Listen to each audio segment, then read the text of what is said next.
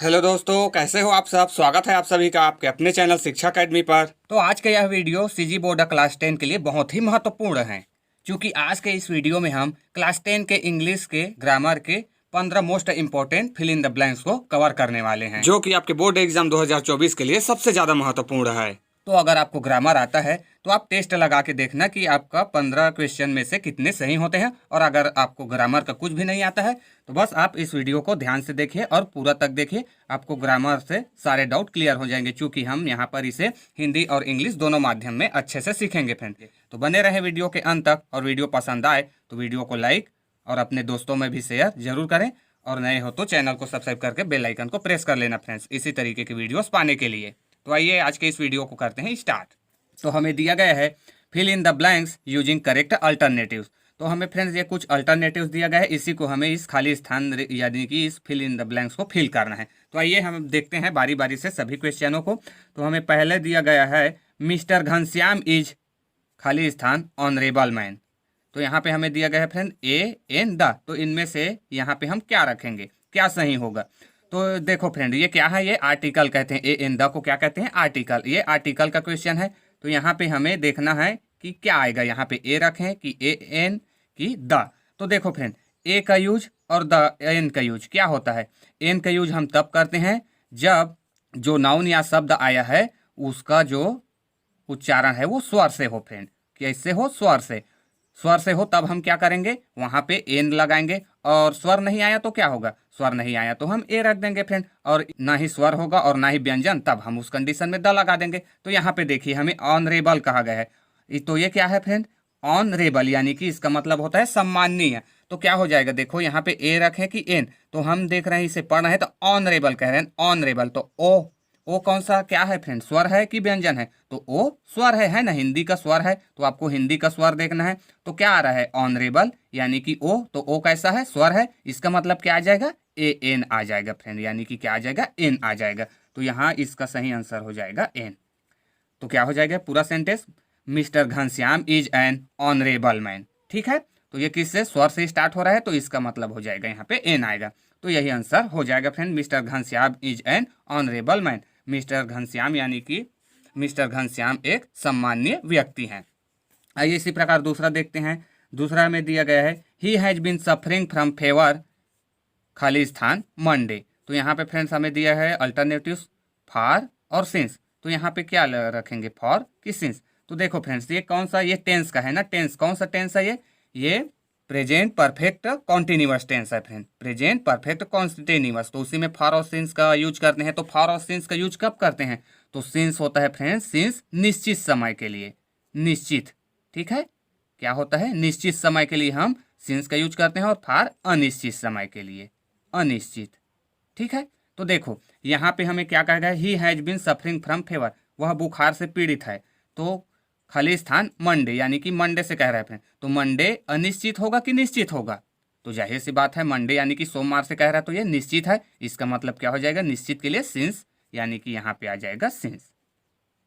ये इस तरीके से, यानी कि क्या हो जाएगा, he has been suffering from fever since Monday, वह सोमवार से बुखार से पीड़ित है। ठीक है, तो ये इस तरीके से आ जाएगा फ्रेंड। और आइए इसी प्रकार तीसरा क्वेश्चन देखते हैं। तीसरा हमें दिया गया है सी गैव मी खाली स्थान बुक्स यस्टरडे। तो यहाँ पे हमें अल्टरनेटिव्स दिया है एनी, सम, लिटिल। तो यहाँ पे क्या रखेंगे फ्रेंड, एनी आएगा कि सम कि लिटिल। तो इसका क्या होता है फ्रेंड, चलो इसका भी मीनिंग मैं आपको बता रहा हूँ। एनी मतलब होता है कोई, कोई, और सम मतलब होता है कुछ, और लिटिल मतलब होता है बहुत कम, बहुत कम, बहुत कम। तो देखो सी गैव मी खाली स्थान बुक्स यस्टरडे, उसने मुझे कल बुक्स दिया। तो क्या होगा, एनी। तो एनी रखेंगे। तो सी गैव मी, उसने मुझे दिया कोई बुक कल, तो ऐसा तो नहीं कह सकते फ्रेंड। तो सम यूज करके देखेंगे तो क्या होगा, सी गैव मी सम बुक्स यस्टरडे, उसने मुझे कल कुछ बुक दिया। तो इसका सही अर्थ क्या हो जाएगा फ्रेंड, इसका मतलब यहाँ पे क्या आएगा, सम आएगा। तो यहाँ पे हम सम ही रखेंगे फ्रेंड, सम। ये इस तरीके से, यानी कि सी गव मी सम बुक्स, उसने मुझे कुछ बुक दिए कब, यस्टरडे यानी कि कल। ठीक है, इस प्रकार। तो यहाँ पे आ जाएगा सम, यानी कि कुछ। इसी प्रकार चौथा में दिया है द ओल्ड मैन डाइड खाली स्थान मलेरिया। तो इसमें हमें अल्टरनेटिव दिया है 8 ऑफ 4। तो यहाँ पे क्या आ जाएगा फ्रेंड? तो द ओल्ड मैन डाइड, बूढ़ा व्यक्ति मरा, खाली स्थान मलेरिया, यानी कि बूढ़ा व्यक्ति मरा मलेरिया से। तो यहाँ पे क्या आ जाएगा? 8 ऑफ या 4। तो इसका सही अर्थ हो जाएगा फ्रेंड ऑफ आएगा। क्या आएगा? ऑफ। ये इस तरीके से, यानी कि the old man died of malaria, बूढ़ा व्यक्ति मलेरिया से मरा। ठीक है, इस प्रकार। आइए इसी प्रकार पांचवा देखते हैं। पांचवा हमें दिया गया है वर्क हार्ड, खाली स्थान यू शुड फेल, कड़ी मेहनत करो, खाली स्थान यू शुड फेल, तुम फेल हो जाओगे। तो क्या हो जाएगा फ्रेंड? इसमें हमें अल्टरनेटिव दिया गया है आर, लेस्ट, बट। तो इसका भी मीनिंग जान लेते हैं। आर मतलब होता है या अथवा, ठीक है। और लेस्ट मतलब होता है ऐसा ना हो, ऐसा ना हो। और बट मतलब होता है फ्रेंड किंतु, परंतु, लेकिन। ये तीन मीनिंग होते हैं, किंतु, परंतु, लेकिन। तो देखो यहाँ पे हम क्या रखें? वर्क हार्ड और रखते हैं तो या फ्रेंड ये तो रॉन्ग आ रहा है। अगर हम लेस्ट रखें तो क्या होगा? ऐसा ना हो। वर्क हार्ड, कड़ी मेहनत करो, लेस्ट यू शुड फेल, कहीं ऐसा ना हो कि तुम फेल हो जाओ। तो इसका सही मतलब आ जाएगा फ्रेंड लेस्ट, यानी कि ऐसा ना हो, यानी कि यहाँ पे हम क्या रखेंगे? लेस्ट। ये आपके लिए भी बहुत इंपॉर्टेंट है फ्रेंड, ठीक है ना। आपको भी वर्क हार्ड यानी कड़ी मेहनत करना है, लेस्ट यू शुड फेल, कहीं ऐसा ना हो कि आप फेल हो जाएं, इसलिए आपको क्या करना है? कड़ी मेहनत करना है। तो यही होगा इसका meaning friend, work hard, लेस्ट you should fail, कड़ी मेहनत करो, कहीं ऐसा ना हो कि तुम फेल हो जाओ। ठीक है, तो आपको भी कड़ी मेहनत करना है। ठीक है, आइए इसी प्रकार छठवां क्वेश्चन देखते हैं। छठवां हमें दिया है डू यू हैव, खाली स्थान रिलेटिव्स इन दिल्ली, क्या आपका है खाली स्थान रिलेटिव्स इन दिल्ली, दिल्ली में कोई रिलेशन है? तो यहाँ पे हमें अल्टरनेटिव्स दिया गया है मच, एनी, नॉन। तो मच मतलब होता है फ्रेंड अधिक, अधिक। और एनी मतलब तो आप जानते हो, पहले ही बता दिया क्या होता है? कोई। और नॉन मतलब नहीं। तो क्या आ जाएगा? Do you have much relatives in Delhi, या फिर do you have any relatives in Delhi. तो क्या होगा फ्रेंड?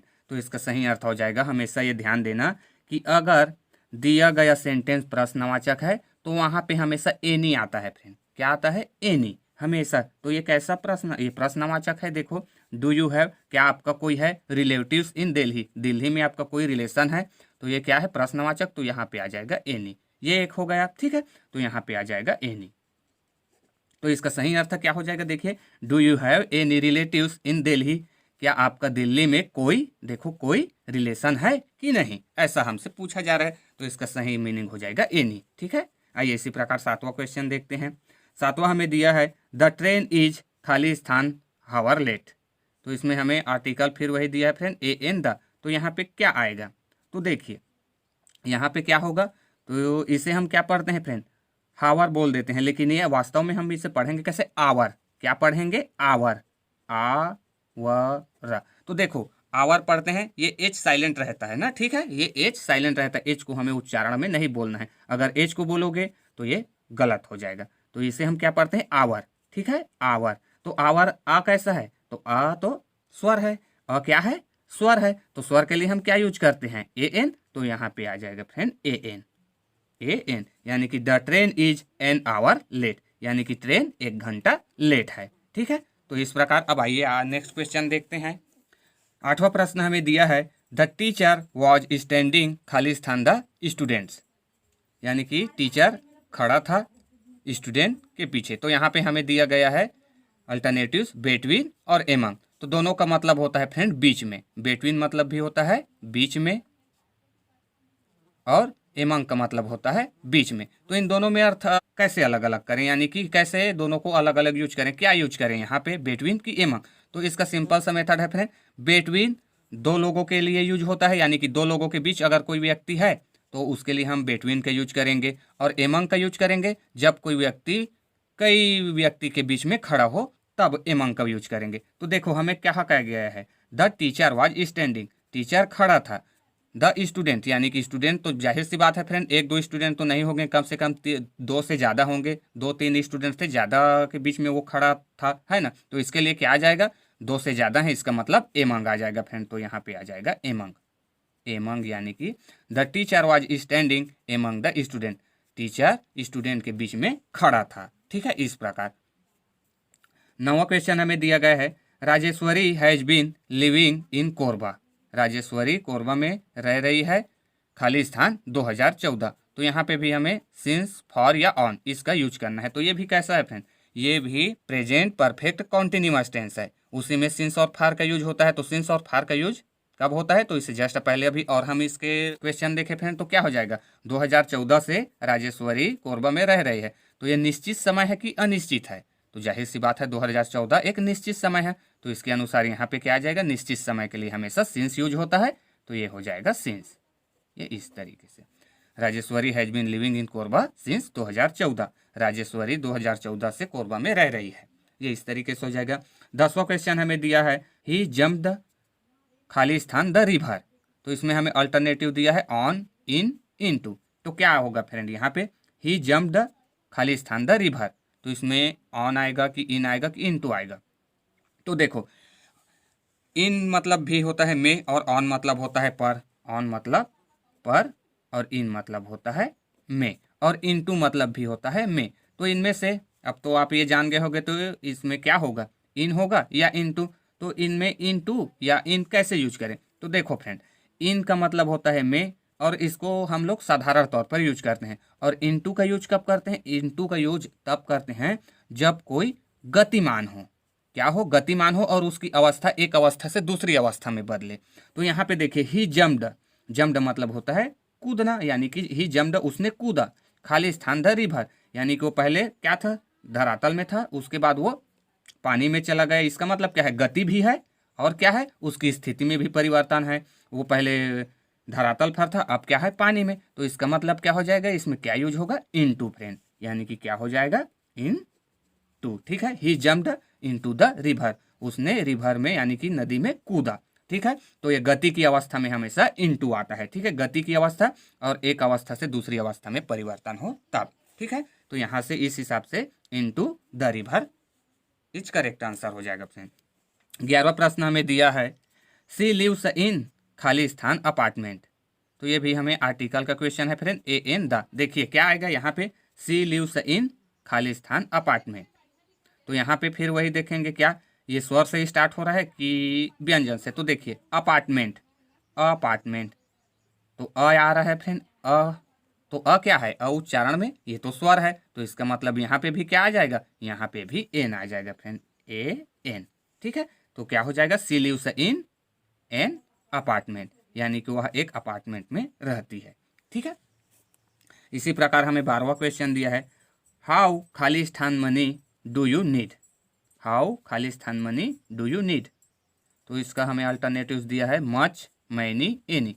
तो मच मतलब होता है फ्रेंड अधिक, मैनी मतलब तो ऑलरेडी हम लोग जान गए हैं क्या होता है, कई, और एनी मतलब होता है कोई। चलो लिख लेते हैं कोई, और मैनी मतलब कई, और यहाँ पे होता है मच मतलब ज़्यादा भी बोल सकते हो। ठीक है, ज़्यादा।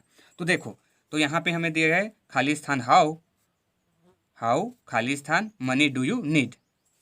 तो यहाँ पे आपको क्या यूज करेंगे, हाउ मैनी कि हाउ मच कि हाउ एनी। तो देखो फ्रेंड, इसका सिंपल सा मेथड है, पैसे को हम ज़्यादातर ज़्यादा मात्रा में गिनते हैं, मात्रा में है ना, मात्रा में गिनते हैं। तो इसका मतलब क्या हो जाएगा यहाँ पे हाउ मच। और एक और इसका सिंपल सा मेथड है फ्रेंड, जब भी प्रश्न वाले में आए तो ये मच भी क्वेश्चन वाचक बनाता है, एनी भी बनाता है, और ये मच भी। तो देखो हाउ एनी तो कह ही नहीं सकते, how any money do you need, ऐसा में तो गलत आ रहा है। अगर हम इसमें मच रखें तो how much money do you need, तो यही इसका सही आंसर हो जाएगा friend, how much money do you need, आपको कितने पैसे की ज़रूरत है।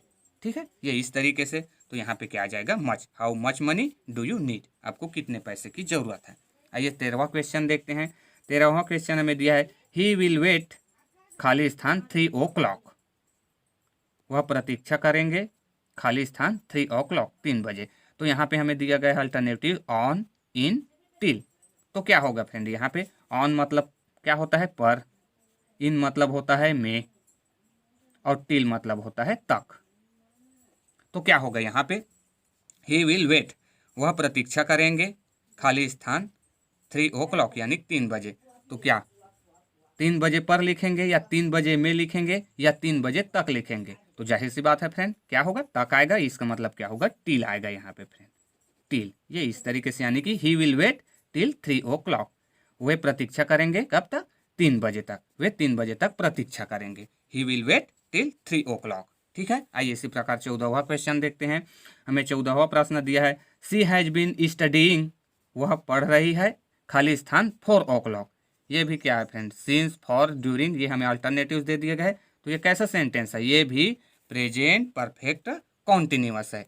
तो इसमें हमें दिए गए 4 o'clock, तो जाहिर सी बात है इसमें सिंस या फॉर यूज होगा। तो सिंस और फॉर का यूज कब वो यूज होता है? तो सिंस निश्चित समय के लिए और फॉर अनिश्चित समय के लिए। तो ये 4 o'clock दिया है, तो यहाँ पे क्या लिखेंगे? ये निश्चित समय है कि अनिश्चित समय है? तो जाहिर सी बात है ये कैसा समय है? 4 o'clock, यानी कि 4 बजे कह रहे हैं। तो इसका मतलब हो जाएगा सिंस। तो ये हो जाएगा सिंस। ठीक है, ये यहाँ पे आ जाएगा सिंस 4 बजे, चूंकि ये निश्चित समय है। अगर ऐसा कहता कि 4 घंटे से, तब हम ये नहीं कह सकते। 4 घंटा कोई भी हो सकता है, लेकिन ये 4 बजे कह रहा है, तो इसका मतलब ये क्या है? निश्चित समय है। तो ये यहाँ पे आ जाएगा since. She has been studying, वह पढ़ रही है, सिंस 4 o'clock, वह 4 बजे से पढ़ रही है। ये इसका मीनिंग हो जाएगा।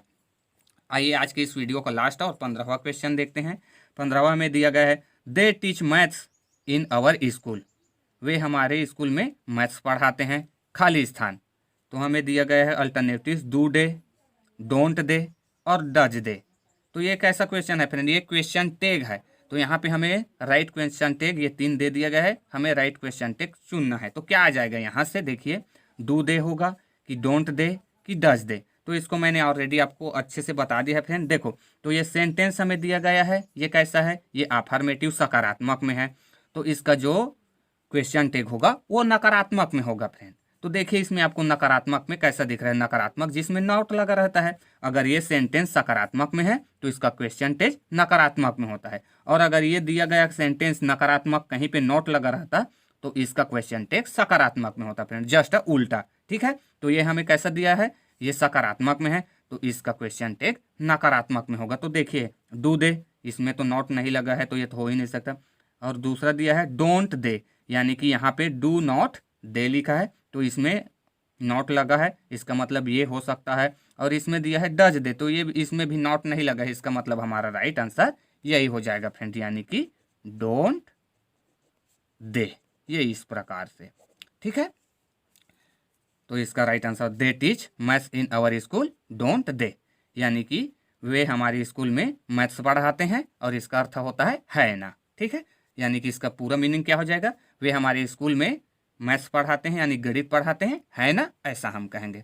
सो आज के वीडियो में इतना ही फ्रेंड्स। अगर वीडियो आपको अच्छा लगा हो तो वीडियो को लाइक शेयर जरूर करें, और चैनल को सब्सक्राइब करने को प्रेस कर लेना फ्रेंड, इसी तरीके के वीडियोस पाने के लिए।